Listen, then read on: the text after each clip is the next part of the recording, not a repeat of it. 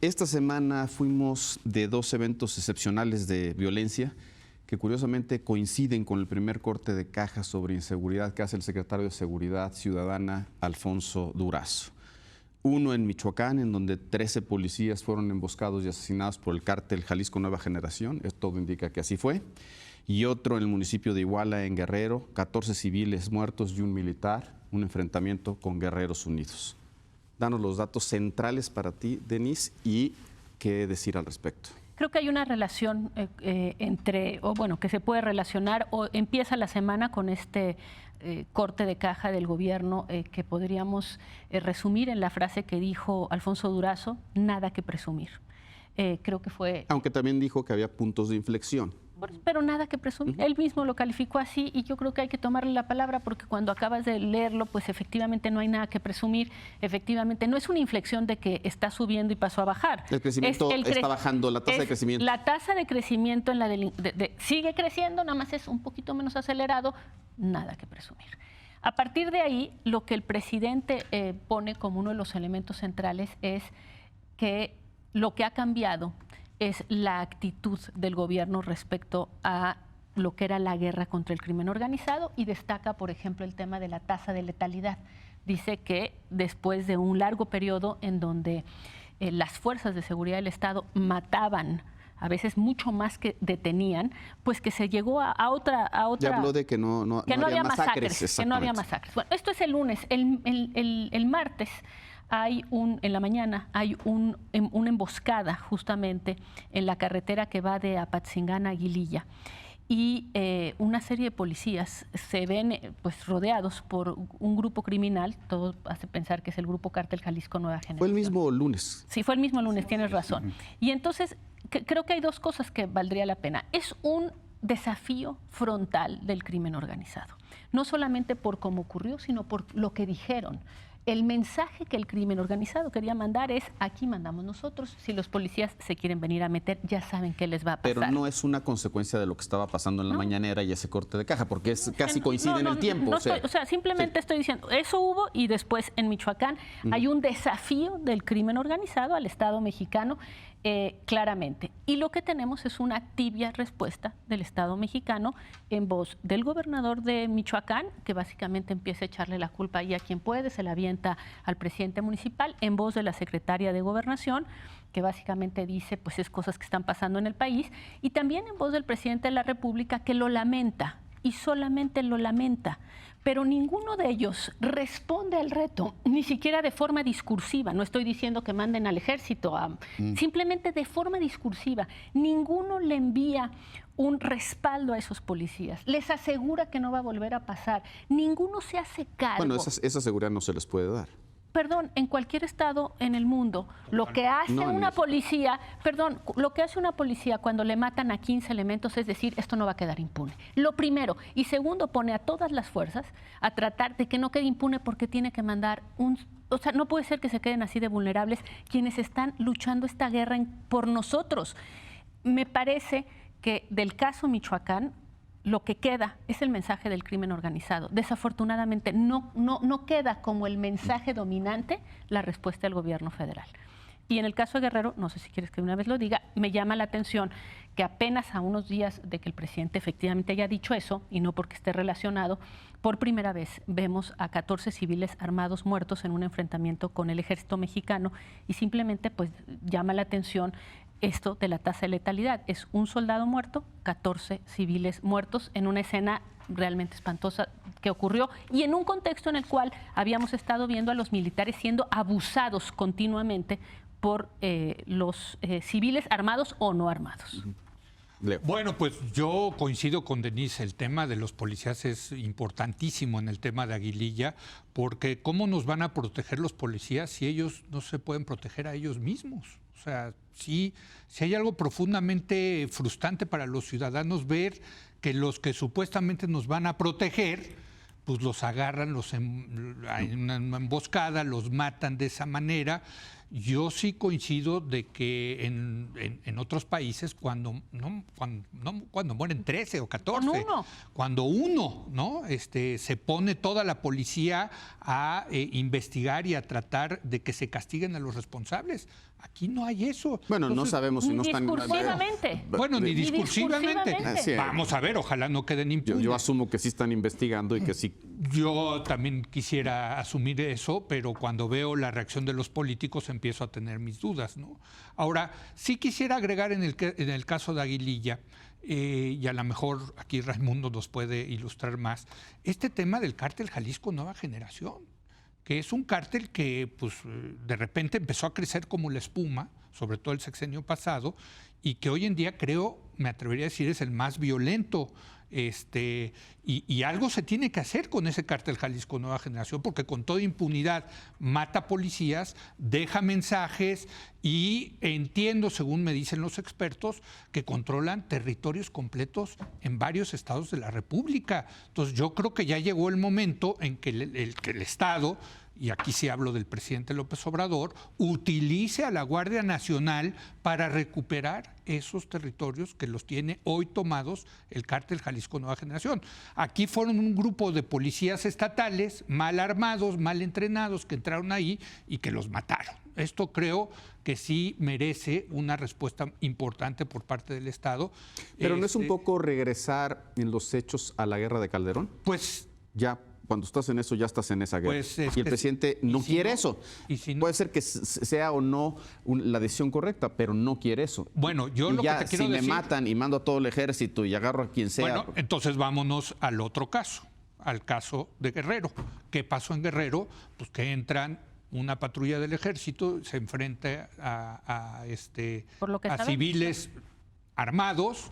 Hay 14 civiles muertos y un militar muerto. Ahí sí son militares, no policías. Entonces, haces una buena pregunta y yo te respondería con otra pregunta.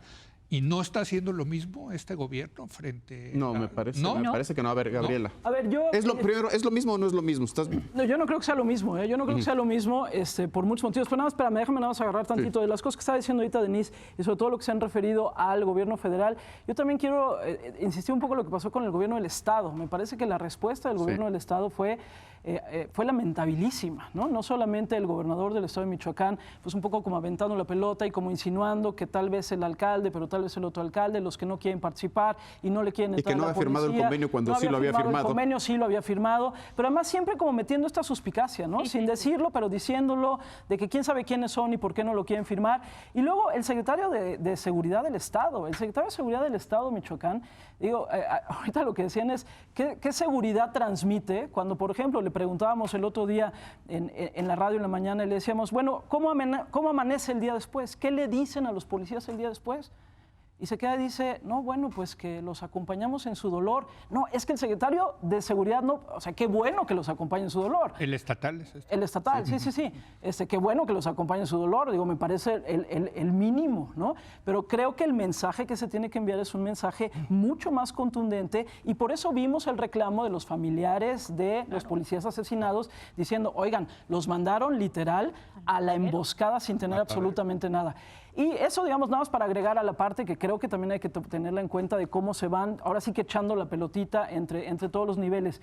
Y en estos días estuvo por acá una comisión de periodistas de Estados Unidos, periodistas mexicanos o mexicoamericanos, porque hubo una reunión binacional de periodistas, y algunos de ellos fueron a la mañanera del presidente López Obrador. Ayer creo que fueron a la mañanera del presidente. Y estaban muy sorprendidos de que cuando se le preguntó directamente al presidente sobre ese tema, contestara con tantas evasivas. Decían, no podemos creer que haya contestado con tantas evasivas un tema tan importante como lo sucedido específicamente en el caso de Michoacán. ¿No? Entonces creo que también vale la pena ponerlo sobre la mesa porque decían ahorita ustedes algo que es fundamental, es que al final ni bien en Michoacán ni bien en Guerrero sabemos qué pasó. Sabemos de dónde y cómo pasó. Sergio. A mí me inquieta la respuesta del presidente en la mañanera, es que vamos a mantener la estrategia. ¿Por qué me preocupa? Porque no veo con claridad la estrategia. Yo sí no veo un cambio, veo que el ejército sigue haciendo labores de policía, sigue enfrentando a las bandas del crimen organizado. En el caso de Aguililla, eran policías estatales, pero, a ver, nos dijeron que iban a hacer una diligencia con una mamá y su niña. En un principio dijeron que era una cosa de un juzgado de lo familiar, después resultó que era un juzgado penal. pero las propias autoridades dijeron que mandaron 42 policías para una diligencia en la que iban a recoger a la mamá y a la niña. Y cuando les preguntas a las autoridades por qué 42 policías, dice, porque hay zonas en que pues hay que mandar a muchos. Esa es una de ellas. Esa es una de ellas, evidentemente. No sirvió de nada. Lo que nos dicen todos es que no tenían el armamento. Los soldados en Tepochica, allá en Iguala, sí tenían el armamento y claramente se enfrentaron. Ahora, en un lado hubo una emboscada, del otro lado no hubo una emboscada, pero claramente la Policía Estatal no puede hacer nada. El Ejército sí tiene capacidad, seguramente, presumiblemente la Guardia Nacional también. Esto nos lleva otra vez a por qué sí es importante tener una fuerza militar militarizada, una fuerza policial militarizada o paramilitarizada. Y el punto aquí es que lo que no está funcionando es la estrategia, pero tenemos que reconocer que no funcionó la estrategia de Calderón, no funcionó la estrategia de Peña Nieto y no está funcionando la estrategia de Andrés Manuel López Obrador. ¿Cuál estrategia? ¿Qué es lo que no está funcionando? ¿El mandar al ejército o qué? Es que no ha habido una estrategia clara más que mandar al ejército a hacer patrullajes. Pero en eso lo que entiendo es que tú estás de acuerdo, pero se te hace que es yo creo solo que parte no es suficiente. Yo creo que no es suficiente. Yo creo que tenemos... todos estos casos, el 50% de la violencia tiene que ver con las drogas. No podemos cerrar los ojos al hecho que tiene que ver con las drogas. En el caso de Aguililla, es una emboscada y presumiblemente el cártel Jalisco Nueva Generación manda el mensaje que lo que quiere es mandarle un mensaje a los templarios y a otros grupos que no se metan en su territorio.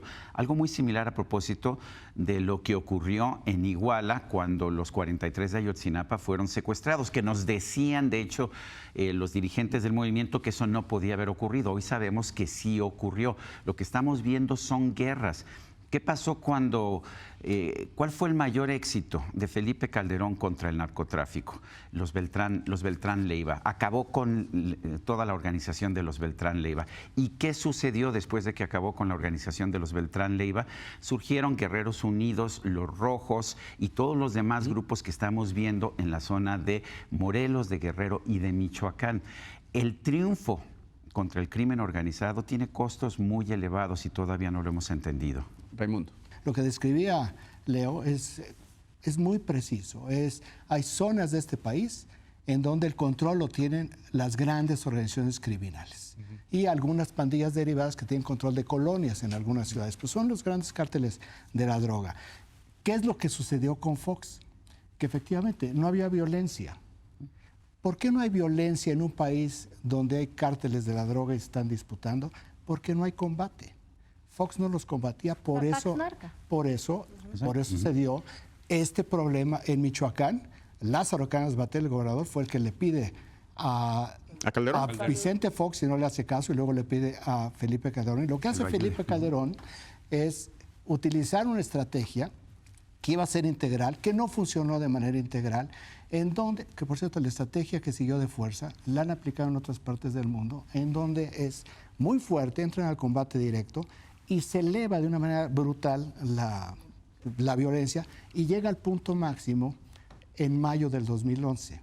No voy a meter aquí el detalle de cuál era la estrategia y empieza a caer. Ahí sí hubo un punto de inflexión. Ahí clarísimo el punto de inflexión, porque se lo dejan y toma esa inercia el gobierno de Felipe Calderón, del gobierno de Enrique Peña Nieto, que hace lo que está haciendo el gobierno del presidente López Obrador, no confrontarlos.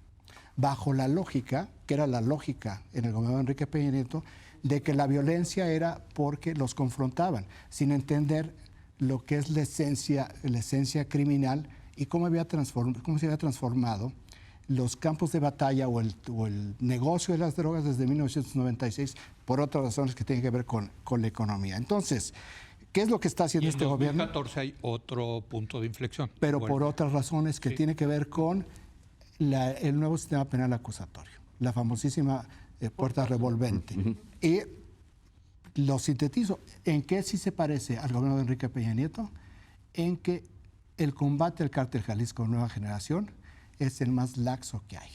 No sé si por casualidad, si por coincidencia, pero resulta que el cártel menos perjudicado en los últimos 7 años es el cártel Jalisco Nueva Generación. Y finalizo. Tú decías el desafío al Estado en Aguililla y lo que sucedió en Iguala. Yo creo que lo que estamos viendo son dos síntomas distintos. Una es ante los mensajes de que la manera como los van a combatir es diciéndole a sus mamás y a sus abuelitos que no lo hagan, pues lo que está haciendo es, tienen una carta de impunidad y un salvoconducto por parte de la fuerza del gobierno federal para poder hacer lo que quieran y seguir en sus conquistas de plazas y de mercados, que ese es el desafío del Estado. ¿Y qué es lo que estamos viendo? Y aquí lo hablo como una hipótesis de trabajo, lo que pasó en Iguala. Si el estándar internacional y los protocolos que había aquí era de un civil abatido en un enfrentamiento por 1.5 fuerzas de seguridad, aquí lo que tuvimos es 13 o 14 por 1. Es decir, aquí el índice de letalidad es una broma. Aquí no se dio un enfrentamiento, aquí se dio algo de lo cual no tenemos la información, no la vamos a tener. Habrá que analizar muy bien las imágenes de cómo quedaron los cuerpos para saber si efectivamente el ejército, que ha sido humillado por decisión del gobierno, está empezando a tomar acciones de otra naturaleza para cuidar la moral interna y para que esto no se convierta en un problema dentro de las Fuerzas Armadas. Yo creo que hay dos planos. El federal le pega en la línea de flotación de uno de los tres ejes del mandato que recibió.